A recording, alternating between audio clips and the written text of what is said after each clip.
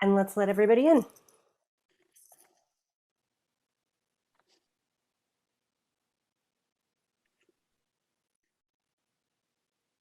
Hello, hello, hello. Welcome. We're going to let everybody trickle in for just a moment. All right. Cameras on or off is fine, whatever you're most comfortable with. I always prefer camera on so I can see who I'm talking to. But let's get started. So people will continue to come in and we will just keep going with the program.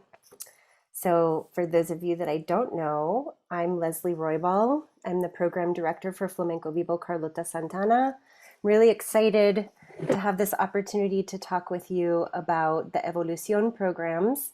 And we do have a schedule that we want to keep to. So I'm going to try to be brief so that everyone has enough time to ask questions and get all of the information that you need to know what all of this is about. But first, I'm going to introduce Alyssa Trujillo, who is an invaluable part of this program. Alyssa offers an amazing amount of support. Some of you might have already communicated with Alyssa. Say hi. Hi everyone, I'm Alyssa. As Leslie said, I'm kind of like her sidekick, so I just sort of help out with Evolución programs, and I'm just kind of here to offer support and send reminders and manage the online community with Evolución.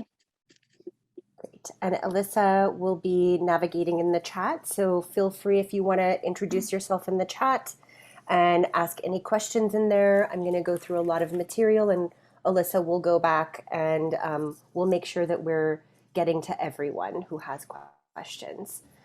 Alrighty. And let's see. So right now it's 5:30. We're talking about developing artists. So the Developing Artists program came about during the pandemic in 2020 as an answer to what it is that we are hoping to study in our flamenco journey, but not necessarily getting to in a technique class or a choreography class. So there's a lot of subject matter that we deal with in the Developing Artist program that needs a longer term of study. For example, we always study palos, and we always study history, and we study a lot about structure and go in a direction where the dancers involved need to go. So there are a lot of points where we are really having conversations and discussing what it is that we want to do together. Part of this program is also mentorship. There's also a foundational learning component, and the foundational learning, which is also video learning, this year will be in conjunction with your mentorship. So that means that you might be doing foundational learning, foundational technique, along with the person who will be mentoring you for the year. That's something a little bit different that we are doing this year. And the program really responds to who's in the group. So I'm sure you all have a lot of questions about what we're going to study and what the program consists of and the schedules and things like that. And I'll let you ask those questions. But the overview and the intention of the Developing Artist program is that we're getting the things that we're not normally getting in the classroom with our teachers that we're studying with right now. Not because they don't have that information or because they don't know. Sometimes it's a matter of there's no time, or that these are things that usually take years and years to study, and so we're doing it in a much more concentrated way. A couple of things that are important to know about all of the programs is that every participant in the Evolución programs will join our online network, our online community in Mighty Networks. So that is a platform where we can all communicate, where you can communicate with dancers and artists from previous years across all of the programs. If you have things that are going on, events, classes that you want to advertise, we put them in there. We chat, we communicate a lot about what it is that we're going through, because all of us are going through very similar experiences. So it's just a really great network that you can connect to people who are in your area. You're connecting to people across the Atlantic. You're connecting to people who are throughout the United States in that platform. Part of the overall program offerings are always discounted classes, opportunities, workshops, events that expand beyond Evolución just as what it is. So those are always communications that I'll have Alyssa send, like, there's this, event happening in this area. It's virtual, or, if it's in person, and we're always trying to connect more and more people with events. So it's kind of like our own Facebook, but better, with a lot of resources and a lot of things to read, and things for you to access for your further development. We also do a lot of one-on-one coaching together. So you will meet with me throughout the program year.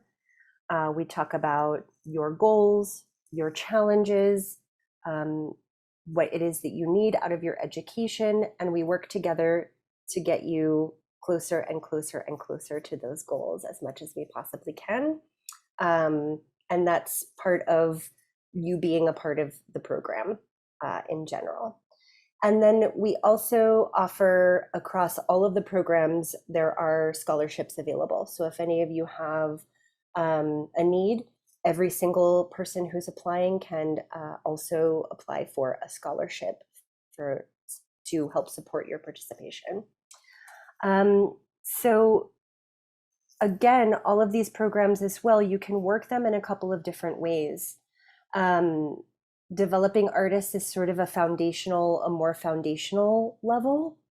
But we do have dancers who have gone through Certamen who came back to developing artists. Some artists who started in developing artists, a lot of them participated in Certamen last year. Some people go through a consorcio and then come back to Certamen. There's a lot of different trajectories, and this program as a whole is not designed to be step 1, step 2, step 3, because we're all at different places. We all have different amounts of education and experience under our belts, and it doesn't necessarily make sense for us to have everybody going through a really linear trajectory. So there's a good amount of individualized attention, individualized cultivation of the work.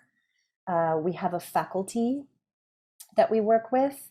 So this past year it was Estefania Ramirez from Entre Flamenco in Santa Fe, and also Emilio Ochando, who is based in Madrid, but also works with the company quite a bit. And we had a roster of 3 guest mentors that we worked with. And the mentors are different every year. This past year, we had Lorena Franco, we had Angel Munoz, and we had Alberto Selles. So those 3 artists met with the dancers over 10 sessions. Some of them were group and some of them were individual, depending on the focus area for each grouping of artists in the program.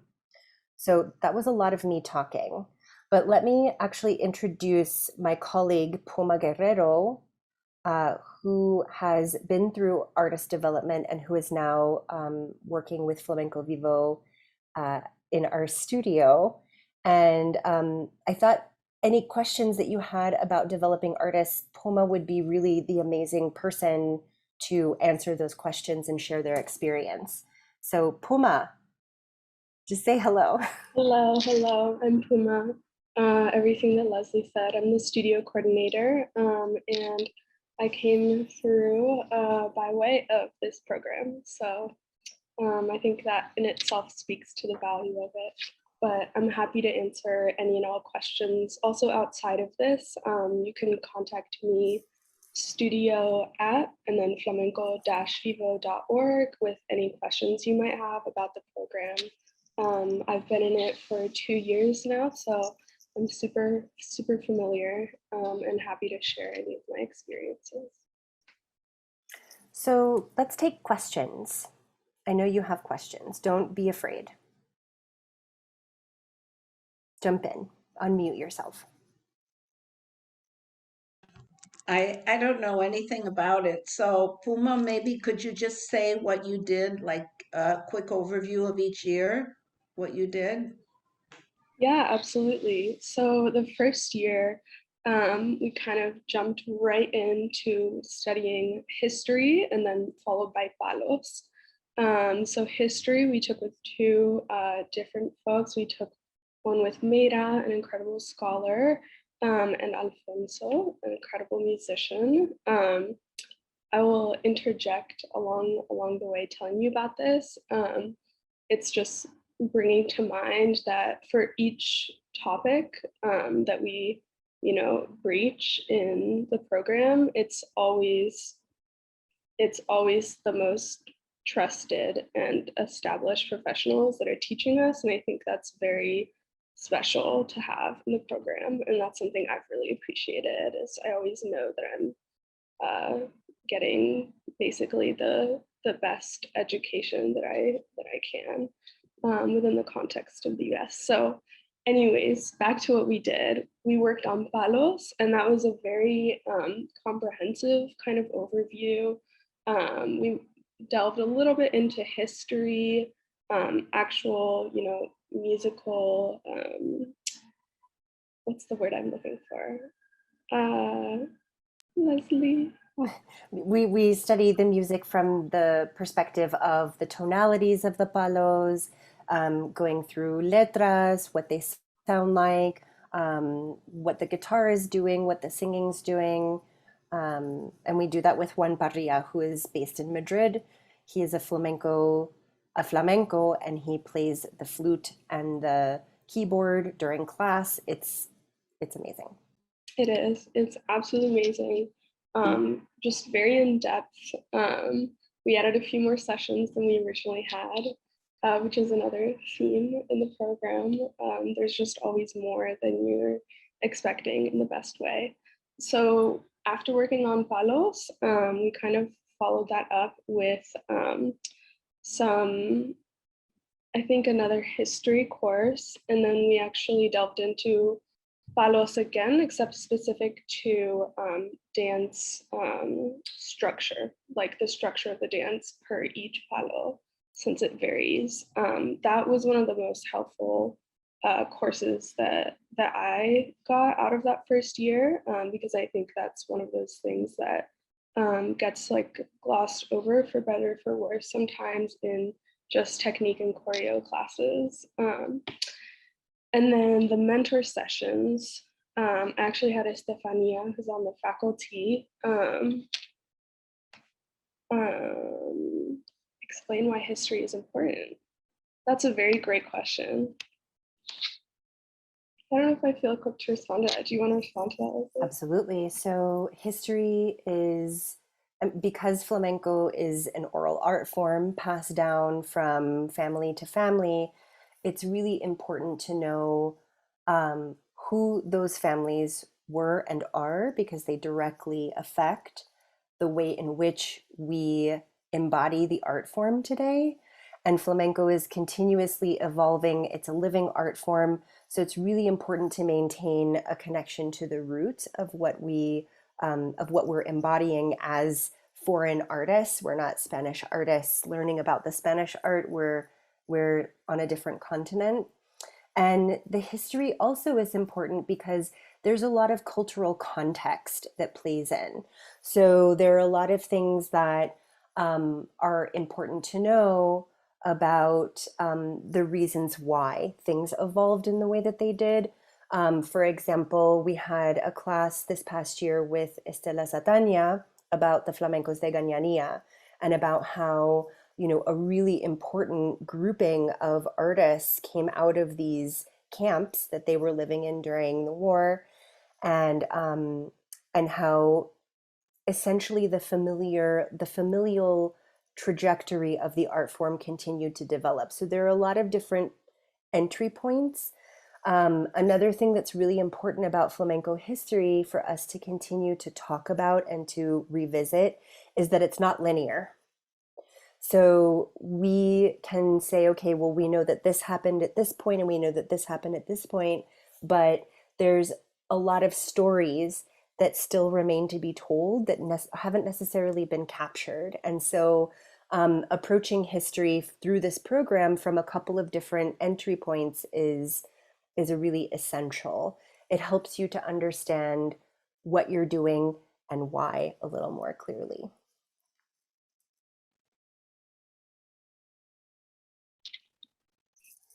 Thank you for that. I'll continue. So we worked on our mentor sessions, which were individualized the first year.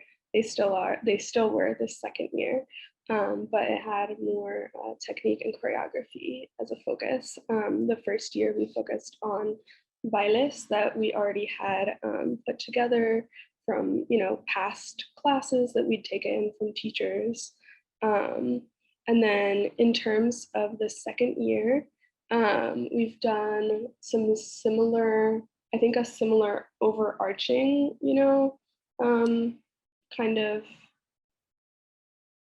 a similar plan overarchingly. But the Palos class, I took it for a second time. It was like an entirely new class. So that's something that's really exciting and a little bit speaks to what Leslie was saying about the program not necessarily being, very, just levels, first step, second step. I've been in this 2 years. I'm still learning. And so I would say the same is true for the mentor sessions as well. I had Alberto Seyes, who's an incredible dancer from Spain. And I do have to say that with this year and last year, it's by far the most just incredible opportunity and so enjoyable and just so specialized and catered to the individual, which is difficult to find. And yeah, let me know if you have any other specific questions. Happy to answer.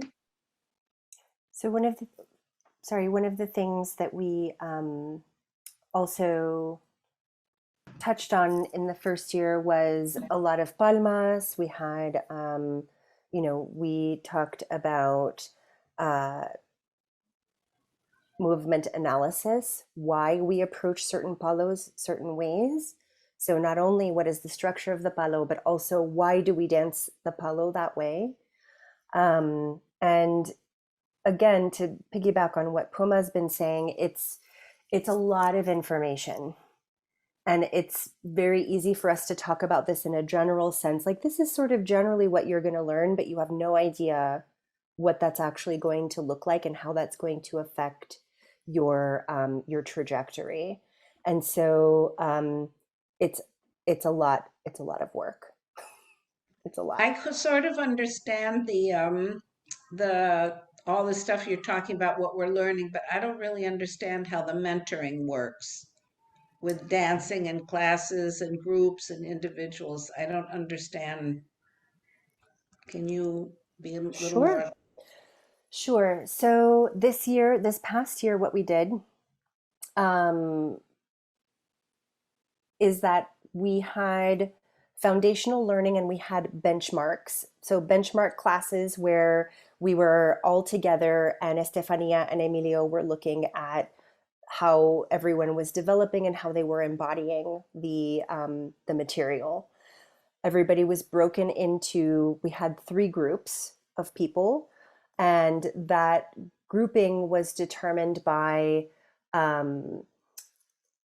essentially what that group similarly needed to learn. So for some people, it may have been like they needed to work more at a more advanced level, really push themselves, and to work with a more difficult palo. For some of them, it might have been like, okay, these people need a little bit more of the foundations, We're going to work in an alegrías, and we're going to integrate very closely the technique that you were working on in the foundational learning with the mentor. So the group sessions are, let's say, 4 or 5 dancers in the meeting with their mentor, and they're all learning a part of the piece of choreography or the piece of material that they needed to learn. And then you go with your mentor individually.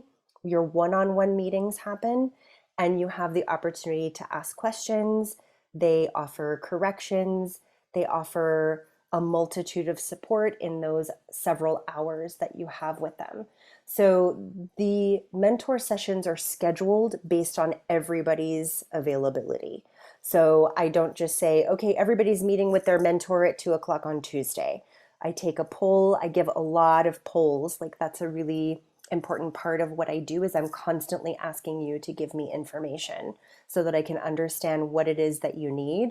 And so we arrange everyone's schedule around when the mentor and the dancer can meet, and they lead you through an exercise or lead you through a palo or teach you steps. It really just depends on where you are. So the first year, there were a lot of dancers who had already been performing and had a full baile and wanted to work on the next iteration of their dance. So that was part of the mentor process. This past year, there were dancers who were at a different level and needed a little more of a step-by-step guidance in that way. And so we very carefully pick and very thoroughly think about what each dancer needs in order to pair them with that person. Did that answer your question a little more clearly? And you practice on your own. And you practice on your own. And that's the thing about this program and any of these programs, is that I can give you all of the information in the world. I can open the door for you, but you have to continue to do the work on your own, because we're not in class together every day. That would be wonderful if we could do that. But yes, you have a lot of individual work. I think there was something in the chat. Is it ever weird or confusing having a mentor through this program and my own teacher at home? Puma, do you have a perspective on that? Yeah, so I think I can speak to both my own experience and also those of fellow participants. Something really special about this program is that I do know my fellow participants really well, especially those of which I've been with for 2 years now. I would say almost everyone in the program is simultaneously taking this program while also taking classes with teachers. And I think while it may seem like, it could potentially be at odds, there's definitely questions you have to ask yourself about time commitment and, commitment overall to the amount of work you're doing, which are, important questions to ask, and I think, worth it. But yeah, in regards to that kind of tension, I would say, if anything, this program helps you better determine what you're doing outside of the program. So with like the one-on-one sessions, for example, with Leslie, something we've worked on rather recently actually is figuring out which type of classes I need to be taking, how regularly, what level, which teachers, depending on where you're based. And I think there's a lot of care put into both the program and also your trajectory outside of the program and ongoing. And so it's not as at odds as like I was maybe anticipating. Yeah. All right, I think we have some more in the chat. A technical question about the application. Can you help us understand the difference between partial and full choreography? Yes. So when I ask which full choreographies you have, what palos do you have a full dance in from beginning to end? I have a salida, I have 2 letras, I have an escobilla, I have another salida to leave the stage. So that's a full baile. You do not have to have performed it with music, live music at all. I just want to know I have a full tientos or I have a full alegrías. A partial baile would be, for example, let's say that I worked for about a year with a teacher doing a solea por bulería, but we never completed the dance. That's what I mean by full bailes and partial bailes. So I have a completed baile in these palos. I have partial pieces, bits and pieces. This really helps me to know where you are, where we need to go, where you might have holes, where we might be able to supplement. And you don't have to have a full baile to join this program. Let's see, there's a second part here. Could we clarify if we need to perform to music for the required marcajes and escobilla videos? If you have the capacity to use compás or palmas or something like that, do that because that's always more helpful. But really, we just need to see you move. We need to see your sense of musicality, where you are technically.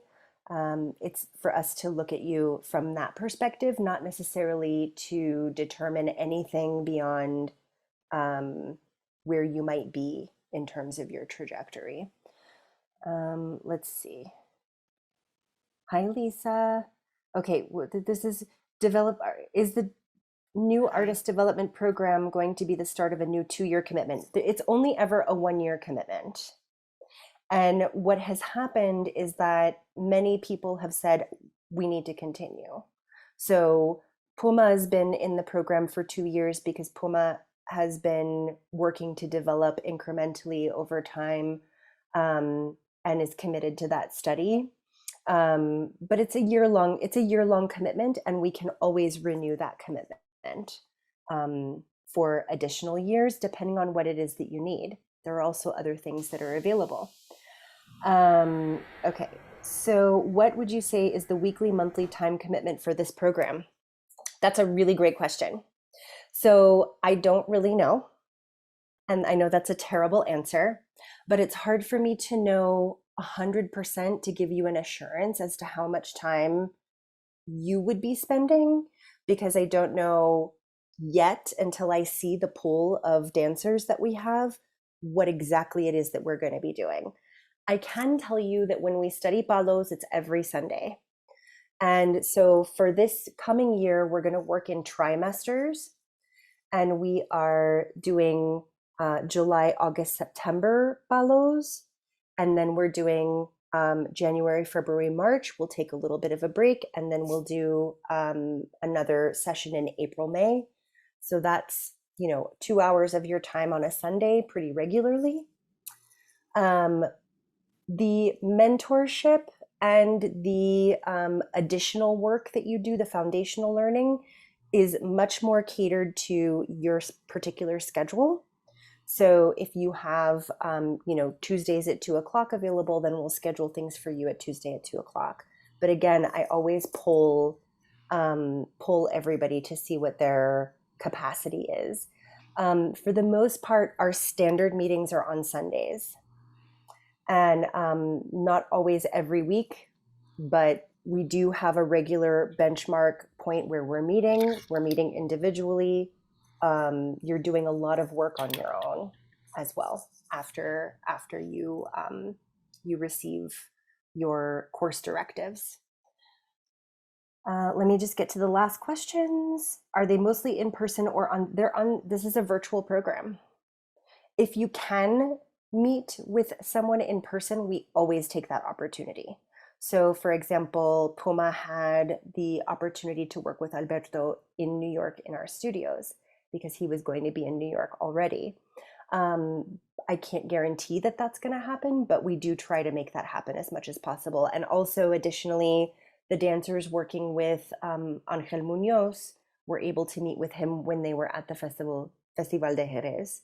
So there are those opportunities. I will never pass up an opportunity for people to work in person, but because a lot of us are coming from diverse areas, that's not always possible.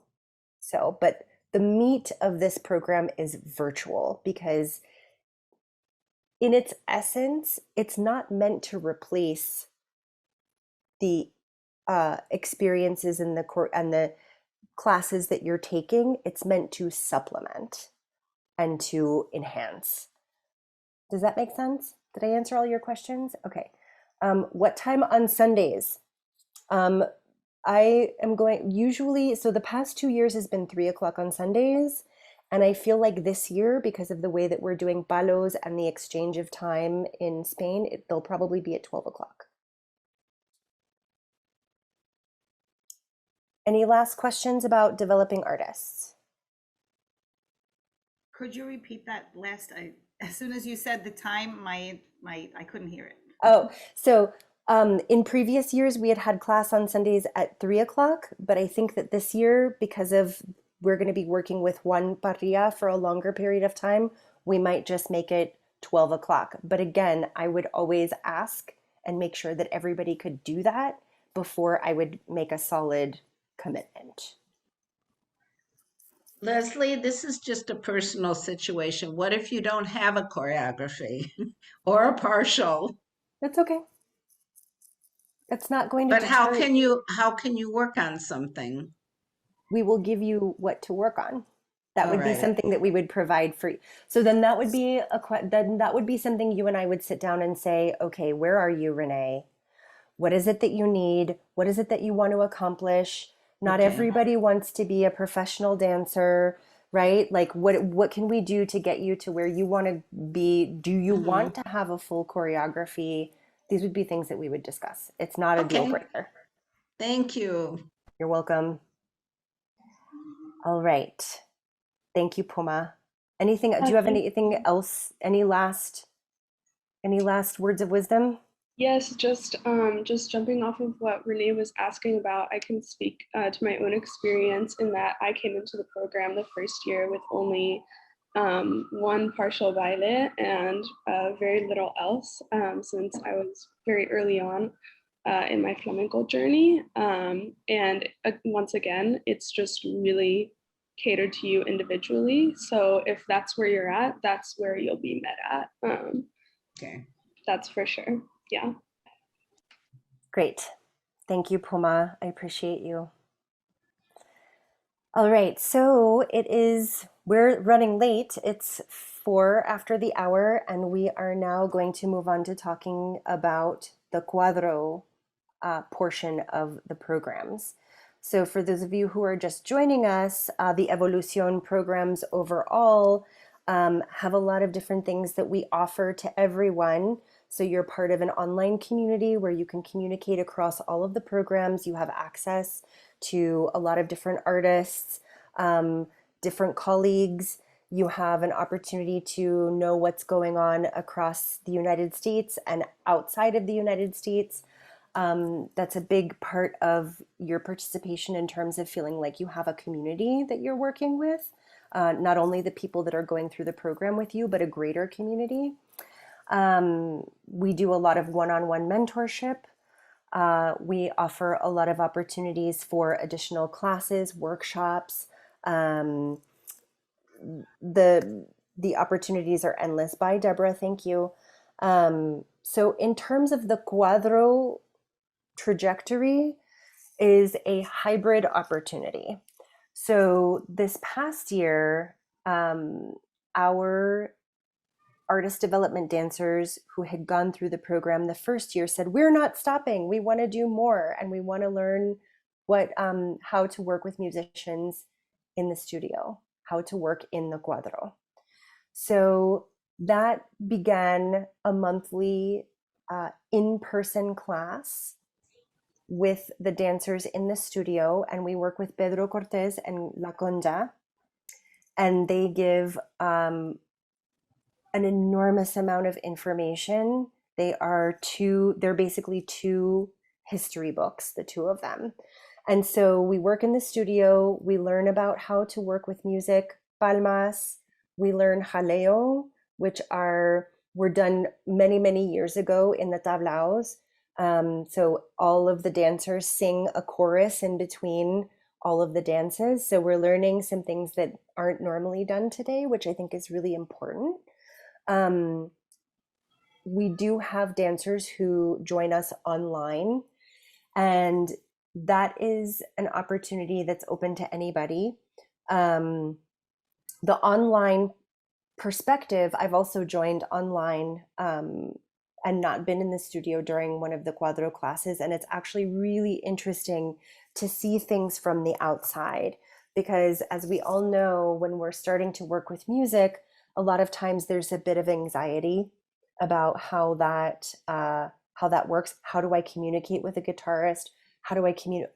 I'm put on the spot because I'm having to dance alone with these people, and everybody's watching me. There's a certain amount of that. So I do feel like joining in virtually has its benefits because you can see everything that's happening from an outside perspective. And there's always the possibility that if you are traveling to New York, then you can join in. You can join in with any of the classes. The classes take place every 3 weeks. So starting on July the 10th, which is our first session, we're spending 3 hours in the studio working with musicians, going through our bailes, doing sevillanas, learning how to do palmas, learning how to support the baile that you're seeing. And there's a lot to learn there. Additionally, we have bi-weekly meetings. And the bi-weekly meetings are really us getting together and saying, okay, this is what happened in class. I didn't understand this part, or I need more explanation about this palo, or, I really want to figure out how to get my own gig, or I don't think I'm ready. We just have a conversation and support each other through everything that we're going through in the classroom and also outside. So this program, again, we have every 3 weeks, we have an in-person, or you can join virtually into the session. We have our bi-weekly meetings, and we have 3 tablao performances. So the first tablao performance is in November of 2022. The second is in March of 2023. And the third is in June of 2023. And so the first 2 will be in studio. So at Flamenco Vivo Studios, we will have a limited audience there. And our final performance on June 4th will be in the gallery space or another space. I'm always looking for scary spaces for people to join in to do performances. So that will be in an alternate space with a wider, larger audience. And so my consideration is that I'll take 10 in person, and obviously I'll take more if people want to join in virtually, because it's really important for everyone to have an opportunity to work with the musicians as much as possible. And the larger the group, the more likely it is that we're getting lost in one thing or another, and not everybody is having the opportunity to really be on the spot with the musicians. So that also being said, 10 is quite a few. So those who are ready will perform in the November performance, and then we'll continuously rotate and get everyone into at least 1 or 2 of the performance experiences. And so that doesn't mean that you're not there supporting. So if you're not actually dancing, then you'll be there giving jaleo, giving palmas, and supporting the cuadro from the musician's perspective as a support. And then everybody will have an opportunity to participate. So I see Queenie. Elena. Hello. Hi. That was perfect timing. I asked Elena Barantes to come and join us because Elena has been going through the Cuadro experience this past year. And so do you mind if we aim some questions towards you, Elena? Is that Not okay? at all. Fire away. Good. So who has a question? Just unmute yourself and jump in. You can ask anything. Hi, I'm Gia. I wanted to know if there is any age requirements to join the Cuadro. Cuadro. 18. You need to be 18. Okay. If you're close to 18, we can have a conversation, but for the most part, everything we do need to have a certain amount of independence and autonomy in the class. Would you be joining in virtually or in person? In person. In person. She can travel. In person. Okay, we can have a chat. But 18 is the requirement for all of the programs. Okay. For legal reasons, security for everyone. But let's talk about it. Okay. Thank you. Sure. More questions? Hi, Elena, Patricia, how are you? Hey, Patty, how you going? How are you? Is that stuff that you're making up on the spot, or do they encourage that, or is it stuff that you have already that they want you to perfect? What is their strategy? All of that. So what we've been working on are pieces that we have right now. And we kind of, we all just kind of got up and like, hey, I'm doing the Soleá, here it is. Or here's my, pick one, Alegrías. We've actually, for this first Cuadro, we ended up combining a couple of dances or 2 people together in each dance because we didn't have enough time for all 8 people to do their own solo because the show would have been really long. So it's a mix of both. So we've been able to work on some of our own stuff, but then we're also mixing it up with other people. And so, the first day when we're like, hey, you do half of your alegrías, I'll do half of my romeras, how do we swap it off? And so during the Castellana, we're throwing stuff out there and trying this and trying that. And our guitarist and our singer, they're like, hey, that works, that doesn't work, try this, did you think about this needs to be clearer. So it's been a lot of really helpful stuff, a lot of palmas. We're learning different things to sing, different jaleos, and just trying to be the good cuadro in the background, and trying out stuff that you have already. And they're great. They are super supportive, and they've got a lot of ideas on their own. So if you don't have something to make up on the spot, they'll potentially like throw out an idea, like try this, try that, go home and think about it, listen to this so you have an idea of how it should sound, watch this so you have an idea of how it could look. So it's a lot of stuff. I think in the next part of our education, we're going to be probably getting up and dancing and just trying stuff more and seeing how our palos work with the musicians, but Leslie will dictate that more. That's a good depiction of what happens. And one thing that you mentioned that I think is really important is that sometimes the best example is for us to see it. So Conja dances and sings, so that's an advantage because she is able to really navigate very clearly and in a really supportive way in that regard. And we exchange different letras, we exchange different videos, we sit down and talk about everything over and over again as much as we need to in order for us to get through the experience. Because again, working with musicians is a whole different level of education that outside of our classroom. Even if we've had a musician in our class every week, that's still not the same as getting out and having to really work the communication and the improvisation that happens from moment to moment with your musicians. More questions? Leslie, I didn't hear it. I don't know if you said it. What day of the week is that? So the Cuadro is every 3 weeks on a Sunday from 1 to 4. And the performances, the 3 performances that we have during the year are usually on a Sunday, so we'll get together and rehearse before that, and then you'll perform at 4 o'clock in the afternoon and be done by 6 o'clock on a Sunday.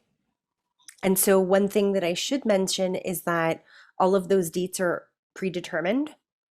So they are already on the calendar, and we do have the performance dates. So it's November 13th, March the mystery date, and then June the 4th for sure.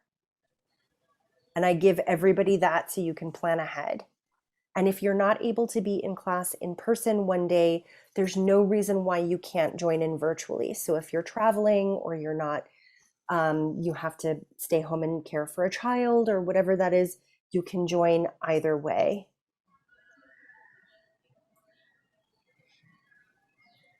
Did that answer your question, Patricia? Yes, thank you. Thank you. Okay, good. More questions? Ask now. Do you have anything else that you feel is important for people to know, Elena? It's actually really good to have the opportunity just to dance, to dance your palo, to dance a letra, to try a falsetto, to see if it's long enough, if it's too long, if it fits with what La Concha's singing, or how Pedro's playing, or if you can't hear stuff, you practice with solo compás, and all those beats are very clear. But when a guitar plays, he doesn't necessarily hit all of those accents every time. Hit this one or hit that one or whatever. It's maybe not as strong as you're used to. So it's a really good learning experience for your ears to figure out where you are in the compás, where you are in the letra, how she's singing is just different than the recording that you practice to. It's a really supportive group because it's small. It's not an audience. It's people who are your peers who are just as scared about dancing in front of somebody else as you are potentially. So it's a really safe space to be trying this stuff, which for me is very helpful. I think that's really important, Elena, because we oftentimes, like for me as an artist, I developed literally learning on stage on the fly and having to just figure it out. And so it is a really safe space for us to make mistakes and for us to try things that we wouldn't normally try. And I think that's really the essence, because we do learn from that trial and error, especially when we're working with live music, and one day Pedro might play something one way, and then the next day he comes around and he's like, oh no, I don't feel like playing that anymore. I'm going to do it this way. And that's, it's part of the sneaky education that happens, but it's actually a really wonderful part because it does help us to hone our ears. And the only way that we can really do that is being in the room with the musicians. And we can't always be on stage learning that, right? I still have, okay, so there are a few questions that came through the chat. I still have a few questions, but I'll direct them to you via email. Perfect, Gia, thank you. Does anybody else have questions? Ask now, now's the time. We're here for you. So Elena, tell us a little bit about your experience having to sing in the Cuadro. I like singing. It's great. It's fun. I have no problems with it. Trying to sing and do a 12-beat rhythm that I'm not necessarily used to, that's a bit of a challenge.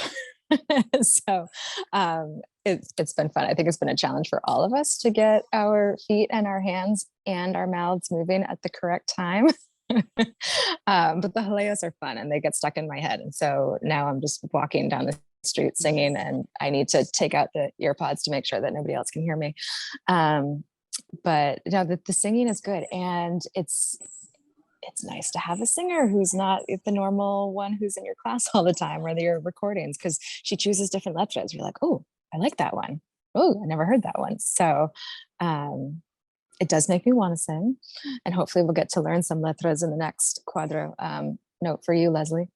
But the singing is fun. So we're doing some jaleos. It's just all of us dancers, and fortunately La Concha is going to hold down the fort, but I get to stretch those vocal cords that I haven't touch since high school.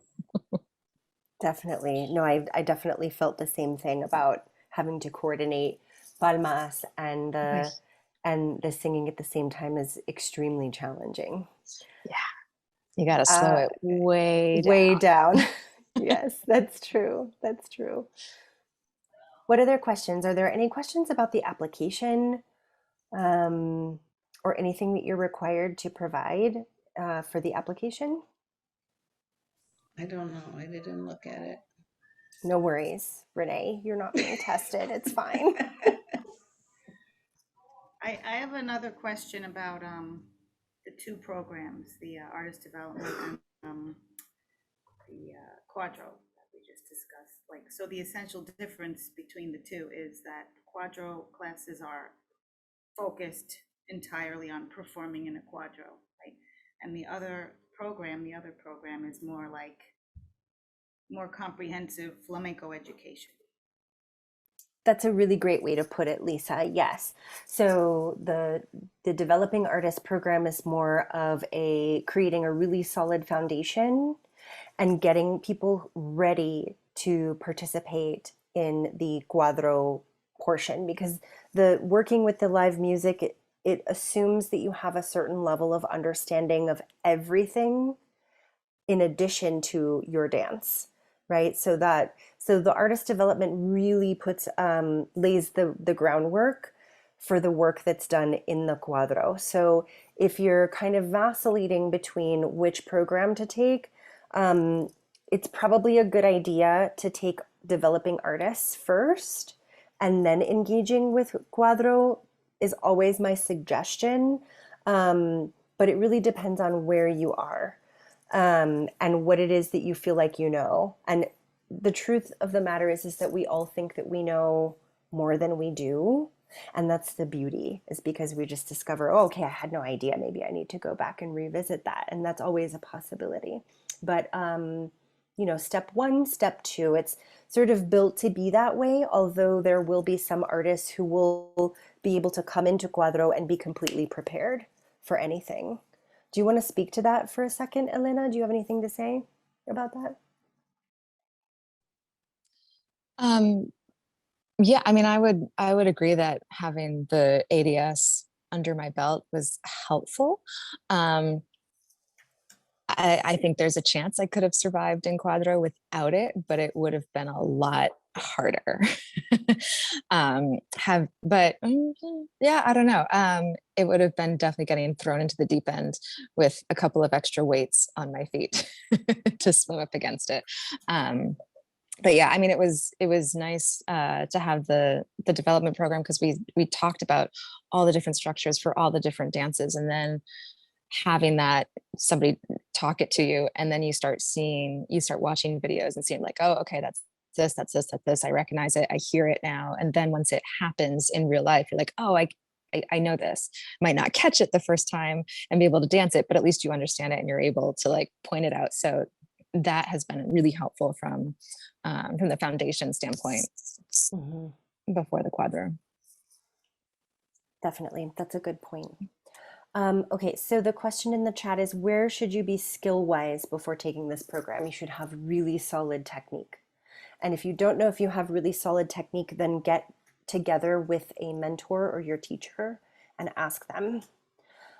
You need to have at least one full baile from beginning to end. You need to have a really good grasp of your sevillanas. With castanets is a bonus. Every single person in Cuadro, Elena laughs, every single person in Cuadro will be doing sevillanas with castanets by the end of next year, 2023.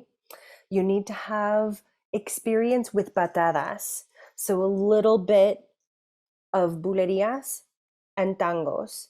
We do fandangos. If you don't have all of that yet, that's not a big deal. We can actually supplement in there. The meat of what you have is you have really good technique. You can get through an entire baile.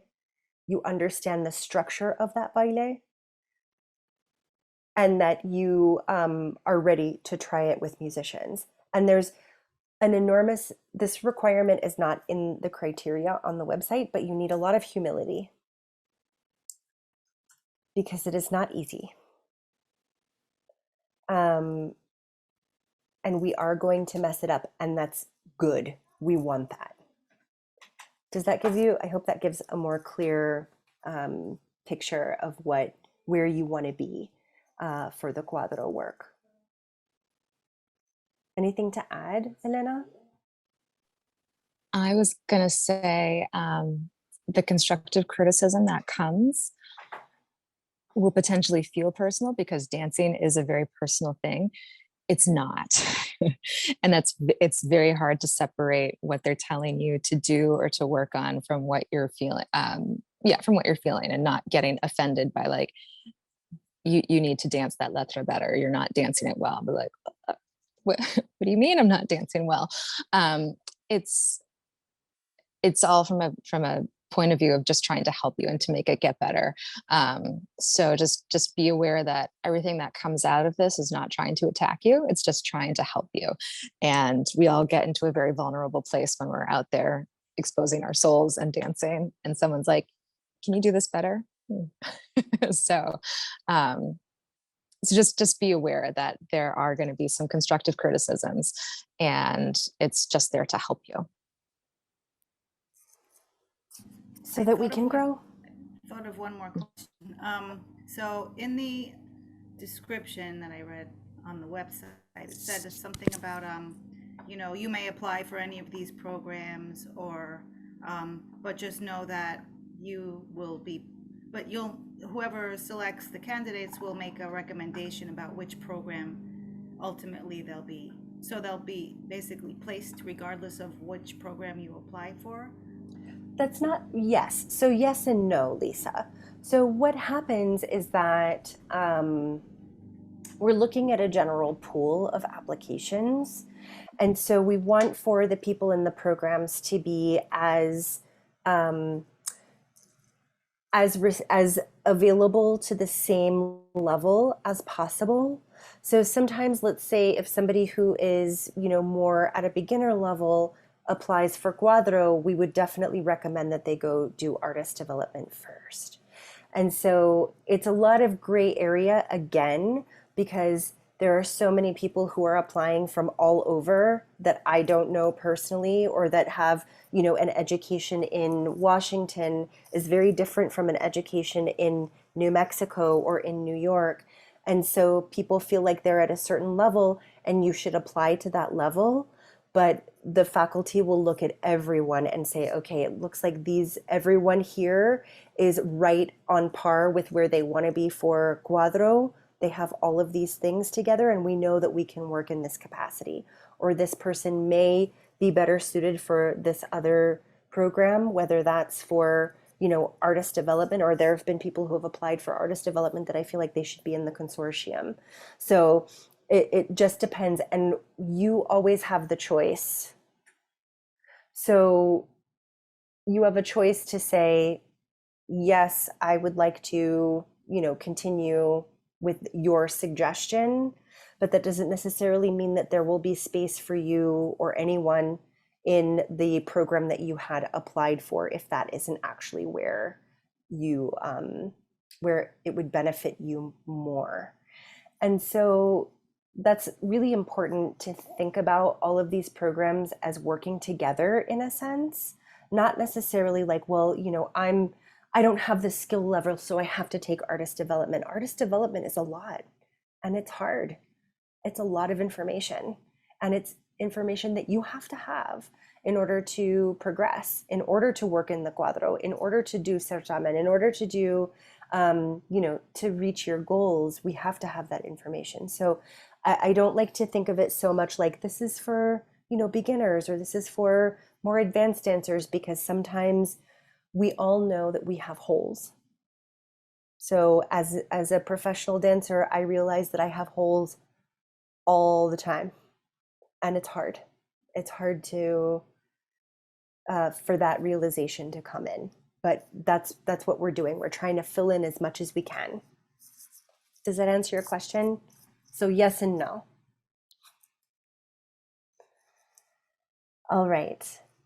So it is 6:32. Let's move on to Certamen. I hope some others will come in too. Certamen, how many of you on this call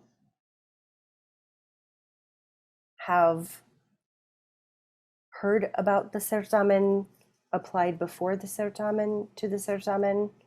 Let's take a poll. Elena, we know you, Elena. Alyssa, I have. Patricia has. Mhm. Okay, great.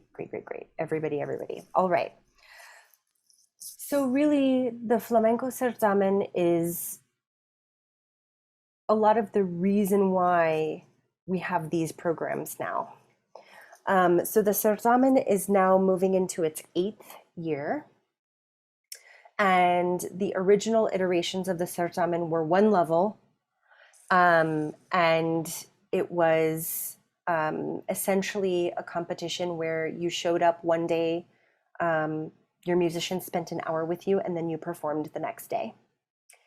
Now, the Certamen has a full week of support built in beforehand, before the performance.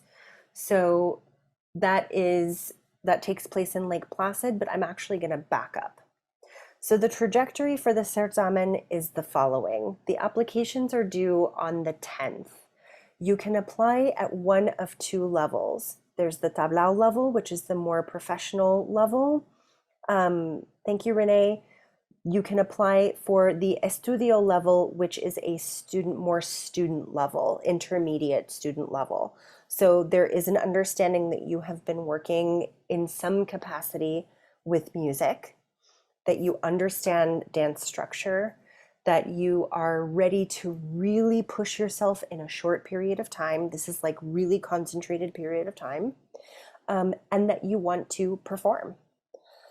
And so when you apply, you will provide us with a full baile. This is one point where it's really important for you to have an indication of music. We need to know that you understand compás.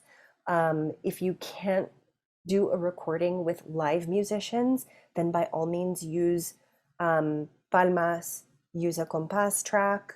You can have cajon, any sort of indication of music, but we need to see a full baile from beginning to end.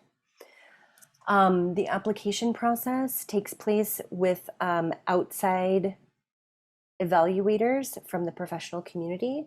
So every year we have 3 to 5 evaluators who take the applications and rate on a scale that's provided on the website if you're interested. I'm not going to go into it too much because I want to make sure we get to questions. So there's a rating system, and all of the evaluators look at where you are geographically, your history from the resume, your video. They look at a whole spectrum of things, and then they send back all of the applications, and we essentially take the top 5 dancers in each level, so that the evaluators also determine at which level you would compete. So they take the top 5 at each level. If there are scores that exceed the top level or are below the bottom middle pool of the application pool, then those dancers are deemed ineligible for any, and that doesn't often happen, but that has happened in the past, where there were some dancers who were so professional that the rest of the pool, there would have been a gap in there. So we really try to be as fair as possible and make sure that everybody has an even playing field as much as we possibly can. So by early August, you would get an email from me or from Alyssa saying you are accepted. You please decide, confirm your participation, and then we will ask you to send us videos of yourself dancing in your element. We create videos for everyone in order to advertise you and introduce you to the community, and you prepare your baile. During that interim time, when you are preparing for certamen, it's really important for you to have somebody that you're working with to help you to develop your dance, to train. It's literally from August to October that you have to prepare for this performance at the Bruno Walter at Lincoln Center. So that's a really strong suggestion.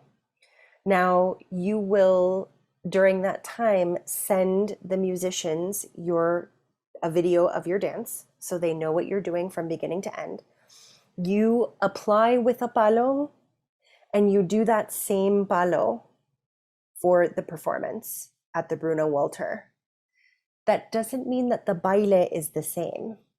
That means that if you choose to do alegrías, that you're doing alegrías at the certamen. It doesn't have to be the same choreography. Another thing that I'm going to say that's really important to note is that it's not a choreography competition. It's not about how many remates and how many cortes and how, I have this really unusual structure. It's about you as a dancer. How are you embodying the palo? How is your technique? What is your musicality? Do you have presence? And there's a whole system. The whole process is outlined on the website. And if you have questions about it, reach out to me. But that's important to remember as well. So then, October the 8th. Alyssa, October the 8th. October the 7th, we go up to Lake Placid in upstate New York to the Lake Placid Center for the Arts. The morning of the 9th, we start rehearsing every day, all day long. You have a technique class in the morning, you have a session with your mentor, and you have a session with musicians, and you have solo time in the studio. So it's a full day for a full 6 days, every day, working to get ready for this performance. We live collectively, we sleep together in this large dorm area. We have a kitchen. It's actually really fun and wonderful. And both, so two people on this call, Elena and Lisa, have competed in the past. And we prepare to perform. On the 13th, I'm sorry, I think I have all of my dates wrong. Yes, on the 13th of October, we go back to New York City. You go home, you go to a hotel, you get ready to perform on the 14th at the Bruno Walter. We will have a panel of judges who are from the professional flamenco and outer dance community. So we have a variety of judges, and they work from the same criteria as you're initially evaluated in order to determine who wins several prizes. So this coming year, we have increased the prizes, excuse me.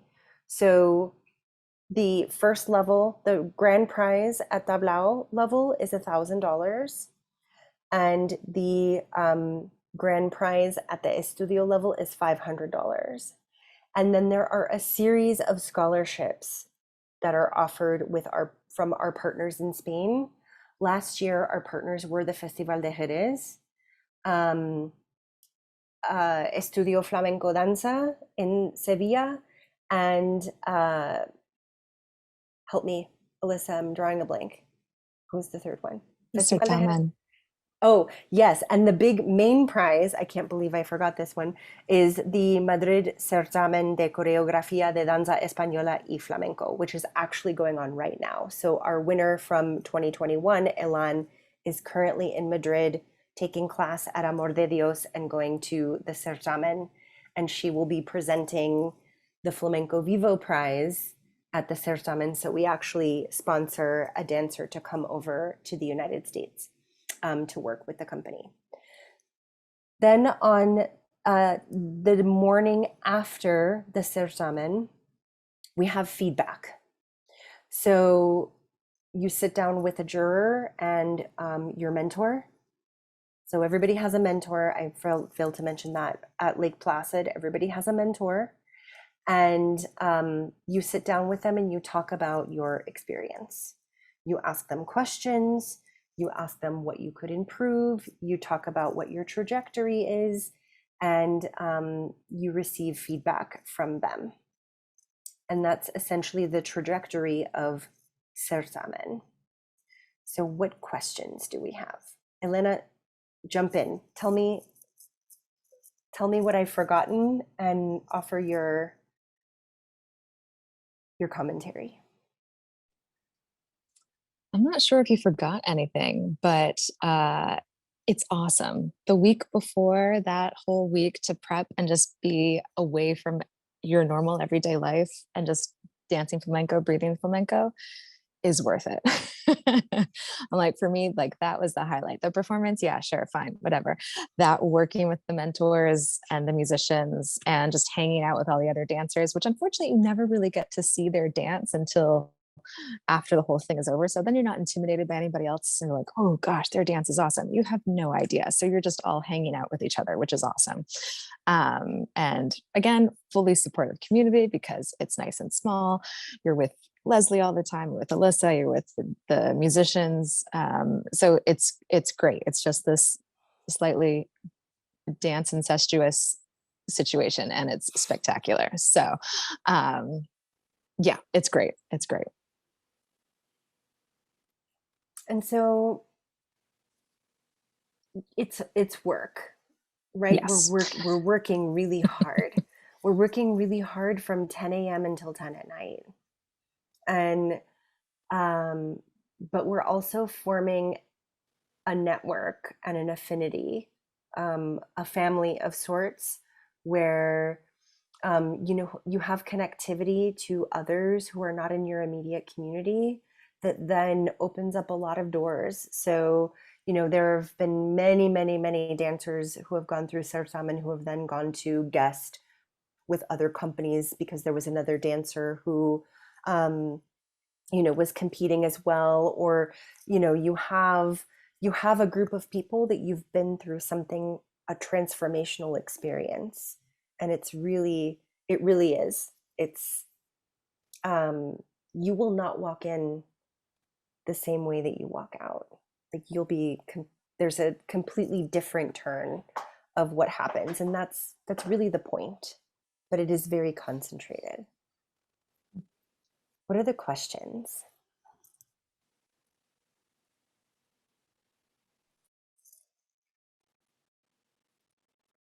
No questions about Certamen.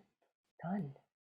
Can I just say again, repeat Yes. what Elena said and what you said, Leslie? It was like transformative and amazing, and it was just awesome being with everybody, staying there for the whole week and getting to know each other. And it's not scary if anybody has any reservations about, people are going to judge you because, they said you can dance. They accepted you into the program and they said you can dance, but you don't feel like you can dance. And there's none of that. You arrive there at Lake Placid and immediately that all goes away. And it's not scary at all. And it's just awesome. I don't know any other adjectives. Amazing, transformative, awesome, and an incredible learning experience. It's a lot of work, but it is a lot of fun. Yeah, it's every day. Every day. All you do is dance. All day And if you long. don't dance, you talk about dance. And if you don't talk about dance, then you're dancing. Or you're listening to the musicians just fiddle around on the guitar, like sing something randomly.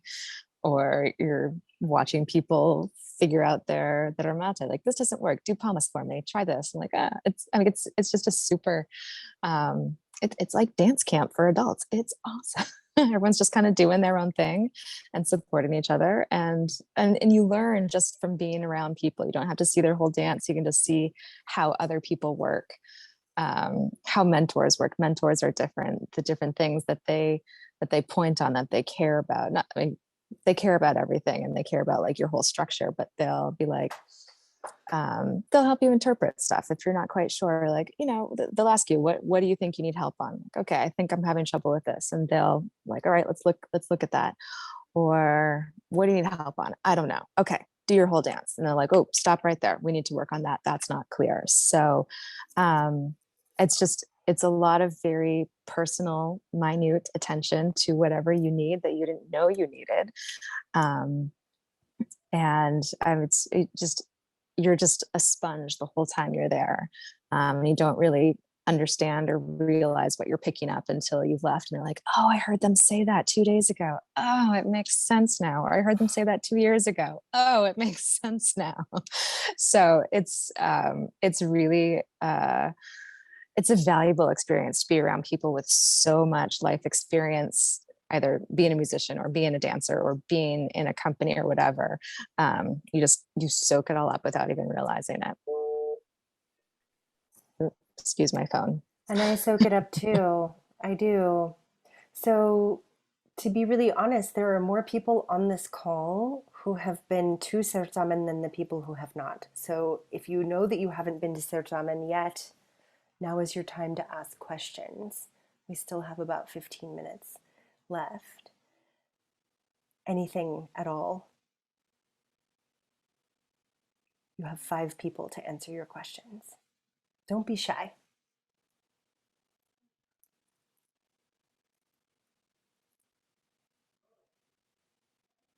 Nothing. Okay. So let me ask this question.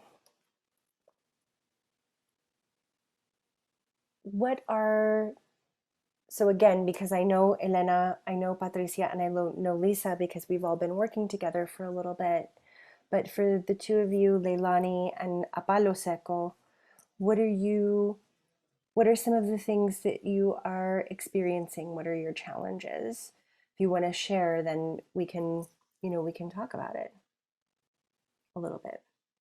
I can just speak to a lot of the challenges over the last couple of years with COVID, that took away a lot of performance opportunities. I'm in Chicago, and I was emerging with kind of gigging more and things like that. And so when I saw this program, I thought, this is so incredible that they're doing this and opening it up to the whole country. So I'm just looking at it more to kind of restart all of that for myself and keep that thread going. And I'm just kind of soaking in what everybody's saying, about the experience and how to prepare. And, I definitely just want to be in it more for the learning experience of it. So anything else anybody has to share about how to prepare,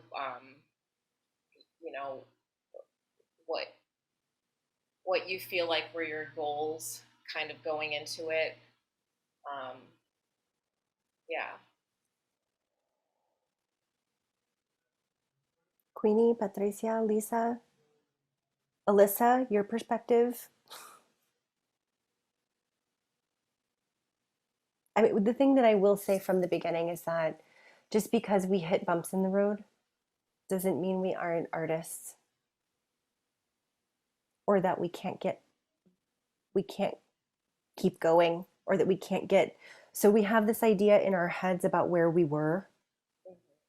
And I'm not where I was, but you are still there. You just kind of went around one level of the crazy cycle of life, right? And it doesn't mean that you lose all of that information or that you lose these opportunities. Like, that's a really limited way of looking at things. It just means that you start from where you are again and keep going. And really the pandemic was such a blessing to me, because then I thought, well, heck, the whole world is opening up now. Why does everything have to be very New York centric or very New Mexico centric or very, wherever centric? Then we can all come together because we're going through different iterations of the same thing. And so that doesn't mean that we learn the same way or that the experience is going to be the same from us, but we're all experiencing different iterations of the same desire to dance flamenco. And that's really profound. And so my advice always preparing for certamen is get somebody to help you that you trust. If you don't have somebody that you trust, call me and say, I need help. You know, I don't have anybody right now. And don't leave it to the last minute. So many people, actually last year was very good because we didn't have a certamen in 2020. And then I scared the heck out of everybody and said, don't leave anything to the last minute. Like, just be as prepared as you can. Prepare, give yourself the opportunity to really do your best. And if that means that you're working for 10 minutes a day, then work for 10 minutes a day. I mean, all of us, we have lives and everything's really busy. But just pay attention to it because it's a really important rite of passage in a way. And that goes for everything. Like, you know, developing artists is a big commitment. So is Cuadro, so is the certamen, but in a much shorter period of time. But just try not to beat yourself up about things that we can't control and just get back on the horse. Thank you for that. To be really honest, since we're being very honest now, because we're just few people here, you know, I hadn't danced the whole of 2020. I just didn't have the heart to do it. And so, you know, the first time I had to get back on stage in 2021 was a real wake-up call.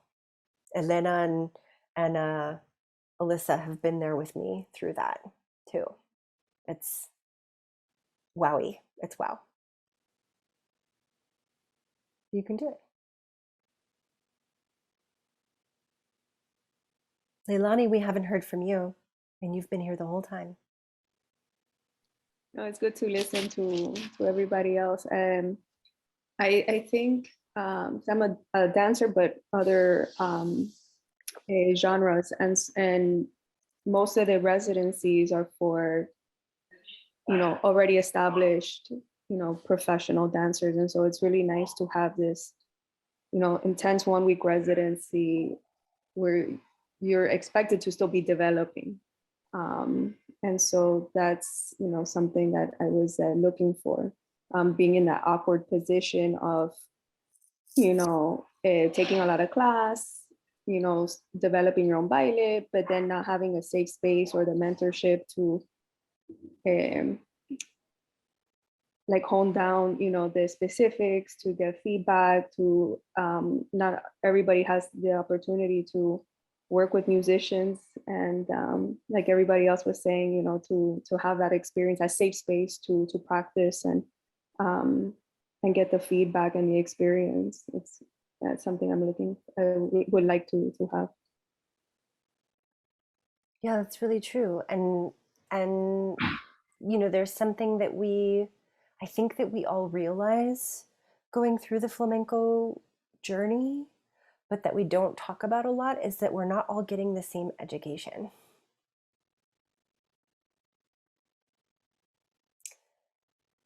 And it's nobody's fault. And it doesn't mean one way is better or another way is better than the other, or one is wrong or one is good or this is bad or don't go here.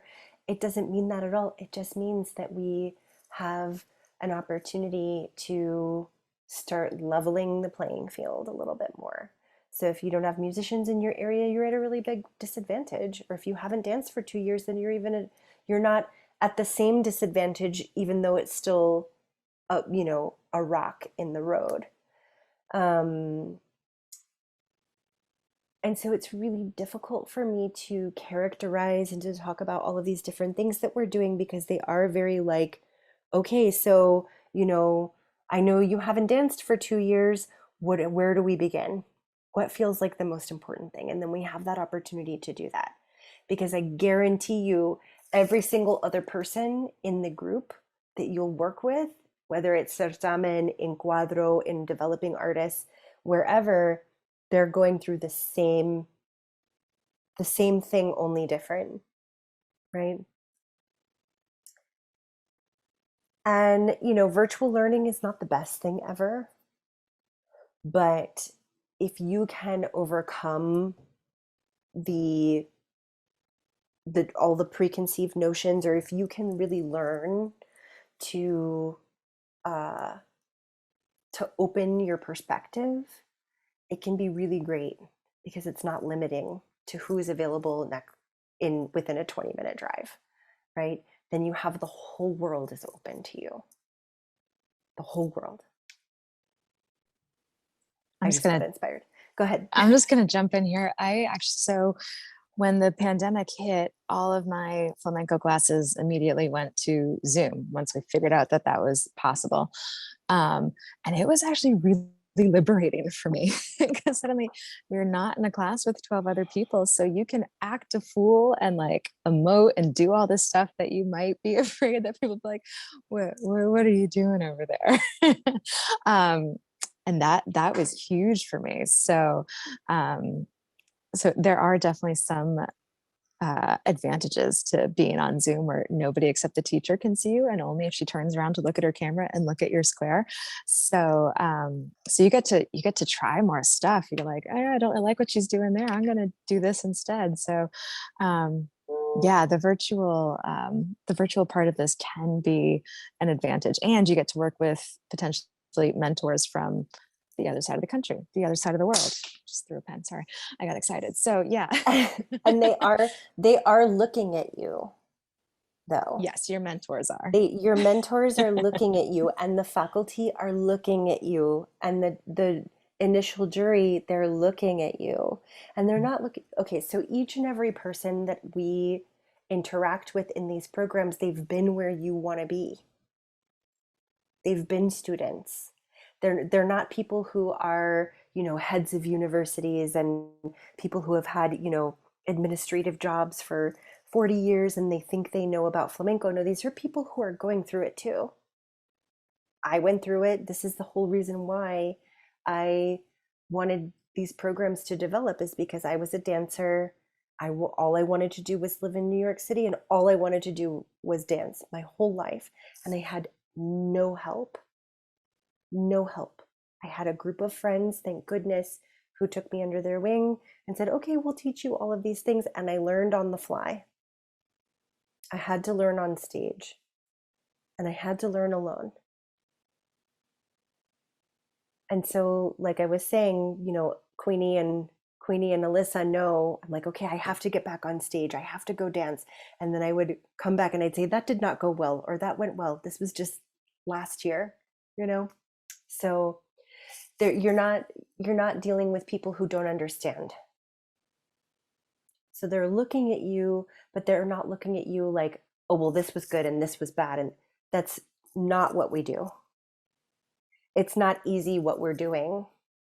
And it's not easy to hear the feedback, exactly what Elena had said before. It's not easy to hear the feedback, but if you don't ever hear the feedback, or you don't want the feedback, or you don't want the challenge, then what are you doing?